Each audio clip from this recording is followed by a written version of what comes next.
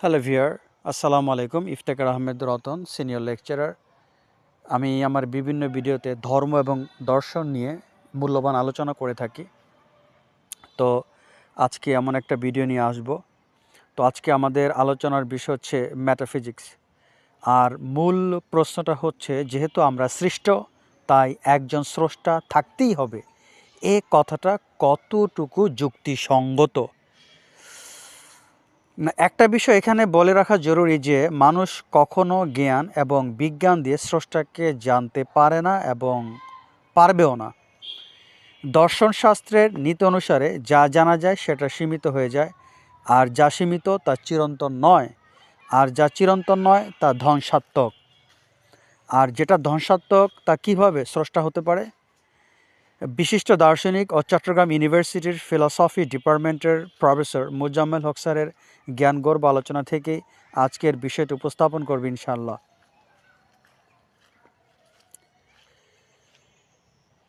Metaphysics জানার জন্য physical parameter set করাটা ভুল হবে।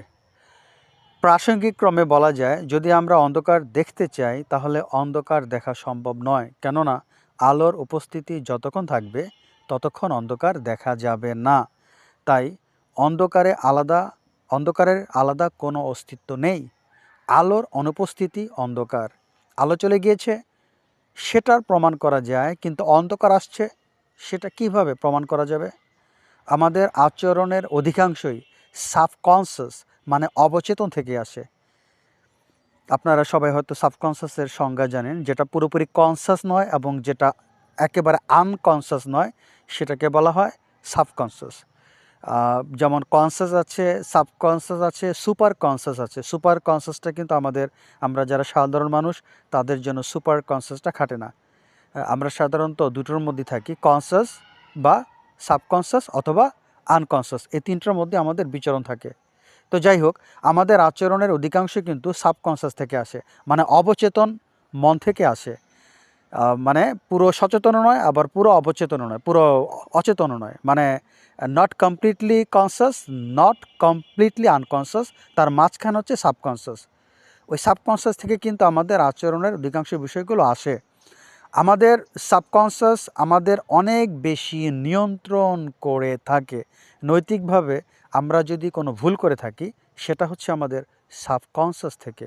যদি আমাদের সাবকনসাস আমাদের নিয়ন্ত্রণ না থাকে, তখন আমরা এটিকে সাবকনসাস বলি, কেননা নিয়ন্ত্রণ থাকলে সেটা কনসাস হতো। বিষয়টা একটু ভালো করে বোঝার চেষ্টা করবেন। আমাদের ভুলের উৎপত্তি সাবকনসাস থেকে, কিন্তু কোনো কনসাস থেকে নয়।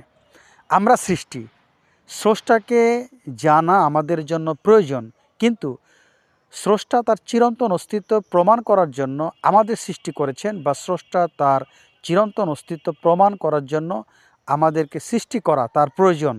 এই কথাটি সম্পূর্ণরূপে ভুল। তার মানে আমি যদি এটা ব্যাখ্যা করে সহজে বলি, আমরা সৃষ্টি, আর আমাদের জন্য স্রষ্টাকে জানা দরকার, কিন্তু মহান আল্লাহ তাআলা তার অস্তিত্ব প্রমাণ করার জন্য যে আমাদের সৃষ্টি করেছেন, এই কথাটি সম্পূর্ণ ভুল। দেখুন, প্রতিটি ভুলের পিছে একটি সঠিক কারণ থাকে, অর্থাৎ সঠিক এর জন্যই আমরা এটাকে ভুল বলি। আমরা ভুলটা করছি, এটা যদি সঠিক হয় তাহলে সঠিকটা ঠিকই আছে, যার জন্য আমরা ভুলটা করছি। ভুল থেকে আমরা সঠিকের অনুমান, এবং একইভাবে সঠিক থেকে আমরা ভুলের অনুমান করতে পারি। যা কিছু মেটাফিজিক্যাল আছে তার অংশবিশেষ ফিজিক্যাল হতে পারে। কোনো কিছু ফিজিক্যাল আছে বিধায় তার পিছে একটা ম্যাটাফিজিক্স আছে। কোনো কিছু ম্যাটাফিজিক্স আছে বিধায় তার পিছে ফিজিক্যাল হতেও পারে, নাও হতে পারে। কেউ যদি বলেন ম্যাটাফিজিক্স আনরিয়েল, তাহলে সঠিক কোনটা? এবং সঠিক যেটি সেটি তার প্রমাণ করে দেখাতে হবে। যেটি সঠিক, যারাই কথাটা বলেন যে ম্যাটাফিজিক্স আনরিয়েল, তাহলে সঠিক কোনটা? যদি আপনাদের কাছে সঠিক কিছু থাকে, সেটা কিন্তু আপনার প্রমাণ করে দেখাতে হবে। আপনি যদি বলে থাকেন মেটাফিজিক্স আনরিয়েল, তাহলে আপনি প্রমাণ করেন কোনটা সঠিক, যার সাপোর্টে বাকি সবগুলো মিথ্যা প্রমাণ করাতে সহায়তা করবে। যার সাপোর্টে আপনি বাকি সবগুলোকে মিথ্যা প্রমাণ করতে পারবেন, তখন হয়তো আমরা তাকে প্রশ্ন করে বলবো যে এই সঠিক জিনিসটা কোত্থেকে আসলো। এখন আপনি যে এটা মেটাফিজিক্সকে আনরিয়েল বললেন, এবং একটা সঠিক কোনটা সেটা বললেন, তখন তো আমরা অবশ্যই আপনাকে প্রশ্ন করব এই সঠিকটা আপনি কোত্থেকে পেয়েছেন, এটা উৎসটা কি, কিভাবে হলো, এটা তো অবশ্যই আমরা আপনাকে প্রশ্ন করব। এটা যদি সঠিক হয় তাহলে লায়ার প্যারাডক্স এর মতো সব কিছু ফলস, এই কথাটা সঠিক হয় না। সেক্ষেত্রে আমাদের ল্যাঙ্গুয়েজ বা ম্যাটা ল্যাঙ্গুয়েজ পর্যায়ে আসতে হবে। আমরা যখন কোনো কিছুকে কেন দ্বারা প্রশ্ন করি, কেন দ্বারা প্রশ্ন করতে করতে করতে এক পর্যায়ে এসে তখন আর প্রশ্ন করা চলে না। সেখান থেকে হচ্ছে আমাদের ফাউন্ডেশন বা সেখানে আমাদের শুরু। এটি হচ্ছে আমাদের চিন্তার সীমাবদ্ধতা বা চিন্তার কাঠামো। এটি হচ্ছে ইনফিনিটি। একটা গল্প কথা মনে পড়ে যায়। আপনার আমেরিকান একজন ছিলেন, বিজ্ঞানী ছিলেন। আর ছোটোকালে তার কাছে মানুষজন আসতে প্রশ্ন করত।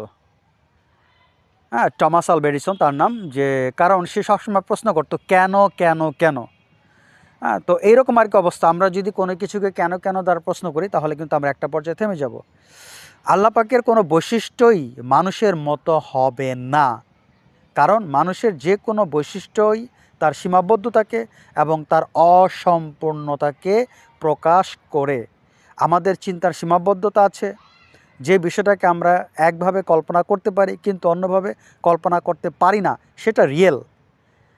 যেটা আদৌ রিয়েলিটি হবে না সেটা পসিবল না হওয়াটাই রিয়েল। তার মানে যেটা আদৌ রিয়েলিটি হবে না সেটা পসিবল না হওয়াটাই কিন্তু রিয়েল। একটা বিষয় বলা যায়, অভিজ্ঞতায় আমি একটা জিনিস পেয়েছি, অভিজ্ঞতায় ওই বিষয়টি পাওয়ার পর আমি বুঝতে পেরেছি অভিজ্ঞতার আগে থেকেই একটা জিনিস ছিল, যদিও আমার দিক থেকে অভিজ্ঞতাটা আগে। যেমন কয়ের কাছে, এখানে মোজাম্মেল হক স্যার সুন্দর করে ব্যাখ্যা করেছেন, যেমন কয়ের কাছ থেকে আমি একটা জিনিস পেয়েছি, ক আমাকে বলল জিনিসটা খ তাকে অর্থাৎ ককে দিয়েছে। মালিকানার দিক থেকে খ আগে, কিন্তু আমার অভিজ্ঞতার দিক থেকে ক আগে। অভিজ্ঞতা আমরা যেটা পাই সেটা হচ্ছে অভিজ্ঞতা পরবর্তী, আর বুদ্ধি দিয়ে আমরা যেটা পাই সেটা হচ্ছে অভিজ্ঞতা পূর্ববর্তী। অভিজ্ঞতায় কোনো কিছু পেয়ে আমরা বুঝতে পারি যে ওই অভিজ্ঞতা হওয়ার বা অভিজ্ঞতা পাওয়ার একটা পসিবিলিটি ছিল। এখানে একটা মজার বিষয় বলি। আজকে একটা সকালে একটা ঘটনা ঘটেছে। আমার বাচ্চাকে গোসল করানোর জন্য আমার স্ত্রী পানি গরম করেছে, তো গরম করে রেখে দিয়েছে।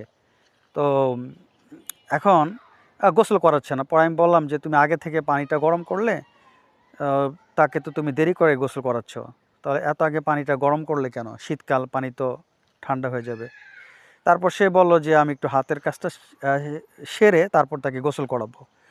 তো দেখলাম যে আসলে অভিজ্ঞতার দিক থেকে আমার স্ত্রীর ধারণাটাই সঠিক ছিল, কিন্তু আমি মনে করেছিলাম যে হয়তো পানি যেহেতু গরম করেছে তার জন্য তাকে গোসল করাটা এখনই দরকার, নাহলে ঠান্ডা হয়ে যাবে। কিন্তু আমি পরে বুঝতে পারলাম যে আমার মেয়ে আবার গোসল করার সাথে সাথে সে খেতে চাইবে, কারণ গোসল করার সাথে সাথে ওর খিদে লেগে যায়, খেতে চায়, কিন্তু খাবার তো আবার রেডি না। এজন্য আমার ওয়াইফ কী করলেন, পানিটা গরম করে তরকারিটা বসায় দিলেন গ্যাসে, আর ওই বেবিকে নিয়ে সে বেবিকে গোসল করায় সে নিয়ে আসলো।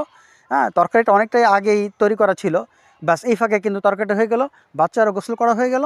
তারপর সে বলল খিদে পেয়েছে, ব্যাস ওর মাকে তরকারি দিয়ে ভাত খাওয়াই দিল। তাহলে এখানে কিন্তু আমার একটা নতুন অভিজ্ঞতা আসলো, যেহেতু আমি সবসময় বাসা অবস্থান করি না, নতুন করে আমি একটা অভিজ্ঞতা পেলাম যে আসলে আমার যেটা বুদ্ধিগত কাজ ছিল সেটা কিন্তু আসলে এটা কিন্তু সঠিক হয়নি। অভিজ্ঞতা আমি বুঝতে পারলাম যে আসলে বিষয়টা আমার স্ত্রীর অ্যাঙ্গেল থেকেই সঠিক ছিল।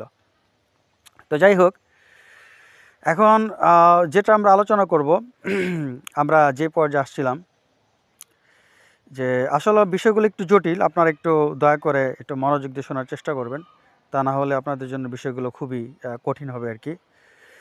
তো অভিজ্ঞতা আমরা যেটা পাই সেটা হচ্ছে অভিজ্ঞতার পরবর্তী, আর বুদ্ধি দিয়ে আমরা যেটা পাই সেটা হচ্ছে অভিজ্ঞতা পূর্ববর্তী।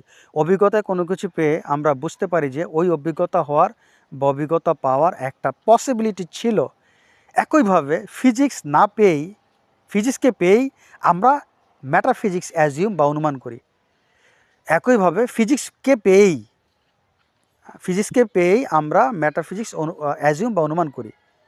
হ্যাঁ, আমি একটু ভুলক্রমে সেটা না বলে ফেলেছিলাম, সরি। আমরা কিন্তু ফিজিক্সকে পেয়েই আমরা ম্যাটারফিজিক্স অ্যাজিউম বা অনুমান করি। তাহলে ম্যাটারফিজিক্স কি আমরা কল্পনা দিয়ে তৈরি করেছি নাকি এটা রিয়েল? এটার অস্তিত্ব আগে থেকে ছিল, তাই এটা রিয়েল। তো যাই হোক, আমি যতটুকু সম্ভব একটু সহজে বোঝানোর চেষ্টা করেছি। আশা করি আপনার ভিডিওটি বুঝতে পেরেছেন। আমি এই বিষয়ে আরও অন্যান্য ভিডিও তৈরি করব। আর আমার আসলে আলোচনার মূল বিষয়বস্তু হচ্ছে গ্রিক ফিলসফি